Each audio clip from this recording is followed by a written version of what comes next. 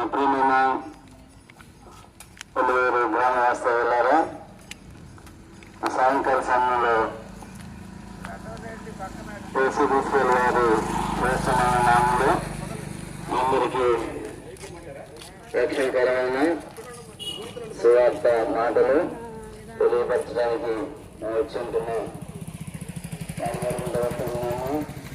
యేసు నామమునే పాపుకు రక్షణ, సర్వ జగమునందు యేసు నామములోనే పాపులకు రక్షణ ఉంది. ఎవడ పాపులు? ఏ ప్రాంతపు వారు, ఏ జాతి వారు, ఏ మతస్థులు, ఏ కులస్తులు అంటే పక్షులను బయలుదేరిన సెలవిస్తుంటుంది. ఏ భేదము లేదు, ఏ భేదము లేదు. అందరూ పాపం చేసి దేవుడు అనుగ్రహించిన మహిమను పొందలేకపోతున్నారు. పాపము చేయక నేను చేసిండు నీతిమంతుడు భూమి మీద ఒక్కరు కూడా లేరని పక్షులను బైబిల్ సెలవిస్తుంటుంది.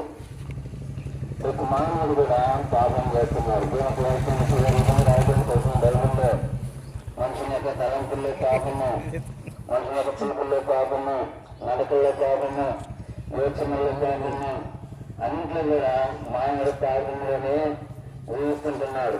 అనుకుంటున్నాడు నేను మంచిగా ఉన్నాను, నేను బాగుండా అనుకుంటున్నాడు. కానీ పాపంలో ఉన్నాడు మానవుడు. పాపంలో ఉండి ఈ లోకాన్ని విడిచిపెడితే భయంకరమైనటువంటి నరకానికి పోవాల్సి వస్తుంది. అందుకని దాన్ని తప్పించడం కొరకై ఇలారా పాపం తీసివేయబట్టు కొరకై మరి ఏం కావాలయ్యా అంటే, మరి ఎక్కడ పాపం తీసివేయటానికి ఎక్కడే కావాలి, ఏ డాక్టర్ దగ్గర కావాలంటే, ఈ పాపం తీసివేయాలంటే, ఈ పాపాన్ని అక్కడ వ్యాధి పోవాలంటే ఒక ప్రభువు యేసుక్రీస్తు వారు. ఎందుకంటే సర్వ మానవాళి ప్రేమించి పాపంలో మానవుని గుర్తించే కొరకై దేవాదేవుడు 2020 సంవత్సరాల క్రితం నరుడుగా మానవుడు ఈ లోకానికి వచ్చి సర్వ పాప పరిహారం నిమిత్తమై కలవరి సిరిలో ఆ 2 కవులు 3 గంటల మధ్యన ఉదయం 9 గంటల నుండి మధ్యాహ్నం 3 గంటల వరకు వేలబెడుతూ వచ్చాడు. అమూల్యమైన రక్తాన్ని చిందిస్తూ వచ్చాడు. పాపం పోవాలంటే రక్తం చిందించబడాలి. రక్తం చిందించకుండా పాప క్షమాపణ కలగడం కోసం లేదు సెలవిస్తుంటుంది. ఏ రక్తం కావాలి? కోళ్ళ రక్తమా, ఎడ్ల రక్తమా, పెట్టెల రక్తమా, గొర్రెల రక్తమా, మేకల రక్తం అంటే ఒక వృత్తులు అట్లకి చేస్తూ వచ్చేవాళ్ళు. సంవత్సరం కూడా అది అర్పించుకుని బట్టి మళ్ళా పాపంలో జ్ఞాప్తిగా వేస్తుందని అది పాపం తీసినట్టు కనుక దోషమైన రక్తము 30 సంవత్సరాలు తన జీవితంలో పాపం లేదు. వేసుకోలేరు. నాలో పాపం నిరూపిస్తారని సవరించినటువంటి దేవుడు, పాపం లేనటువంటి దేవుడు సర్వ మానవాల కోసం పాపంగా చేయబడి నా నిత్య నాశనం తప్పించగలగారు. ఆ నాశనం తప్పించగలగారు. ఇలా పాపైన యేసుక్రీస్తు వారు పాపంగా చేయబడి చనిపోయి సమాధి చేయబడి 3 దినాలకు లేచి వేడుకుంటున్నారు. ఆయన ఒక్కడే పాపం తీసివేసే దేవుడు. పాపం క్షమించడం భూమి మీద మనుషుల వారికి అధికారం ఉంది. పాపం రక్షణ యేసుకు లోకానికి వచ్చాడు. సర్వ మానవారి పాపం తీసివేయడానికి కొరకై యేసుగా మానవుడికి వచ్చాడు. దేవాది దేవుడు, గోపదేవుడు, సర్వ శుశ్రూషటువంటి దేవుడు నేరుగా మానవుడి లోకానికి వచ్చి మరి సర్వ మానవారి పాప పరిహారం అవుతున్నాడు. అమూల్య రక్తాన్ని చిందించిన వాడు ఉంటున్నాడు. రాయబడి ఉంది, యేసు రక్తము ప్రతి పాపం నుండి మన పవిత్రుడిగా చేయమని రాయబడి ఉంది. కానీ మనం ఎక్కడికి పోవాల్సిన అవసరం లేదు. ఇలా మూర్తి పట్టుకొని ఉదయం చూస్తే చాలు. మంచి దేవుడు నేను క్షమిస్తాడు, నేను కడుగుతాడు. ఎవరు కూడా క్షమించే వారు ఎవరు కూడా లేరు.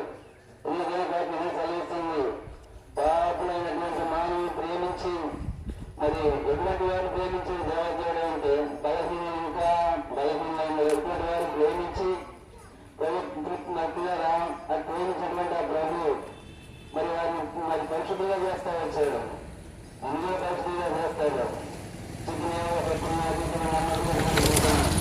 పాపంలో శాపంలో నిత్యనాశ జీవితం ఎవరు చనిపోయి కూడా ఎవరు భయపడతా ఉండేవాళ్ళని కొన్న ఎదురు ఆధారమైందో నా జీవితం చేసుకోవాలి ఆధారం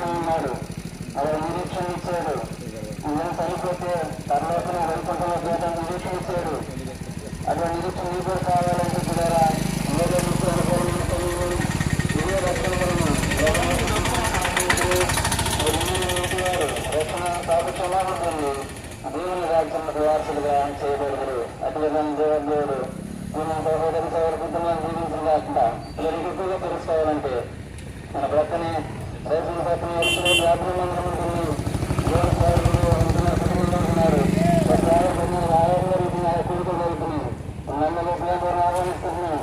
ప్రత్యేక రాత్రి సమయంలో మరి రూపంగా ప్రత్యేకంగా కూడి జరుగుతుంటుంది. మమ్మల్ని కూడా రూపంగా ఆహ్వానిస్తున్నాం. ఈ స్థలం చదివే ముందు మీకు చిన్న ప్రార్థన చేస్తాం.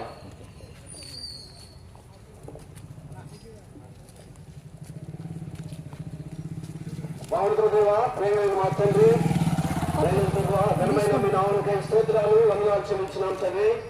ఈ సాయంకాల సమయంలో శ్రవణం తమ మరి మీ దాసులను ఆధారం చేసుకుని తెలియసి మాటలు బట్టి స్తోత్రాలు. రాత్రిని దర్శించి రక్షించిన దేవుడు మరి ఇలాగూ మీ యొక్క క్షమాపణ దొరుకును మీరు క్షమించిన దేవుడు మరి మానవునికి నిత్యత్వంలో ప్రవేశం కల్పించడానికై మీరు మార్గమైన దేవుడు అని వందనాలు స్తోత్రాలు చెల్లించుకుంటూ ముందుకు వెళ్తుండగా సహాయం చేయమని దరిజబడి ఆ పరిచయం రాతపరచాలు దరిజబడి పరిచయను మరి శ్రేష్టమైనగా చేసి మీ దాసులు అభిషేకించి అనేకులు దేవ సమకూర్చబడి వారు దేవుని మాటలు విని మేలుకున్నట్టుగా సహాయం చేయమని కృప చూపమని యేసుక్రీస్తు ఘనమైన నామమున స్తుతించి ప్రార్థించున్నాం మా తండ్రి.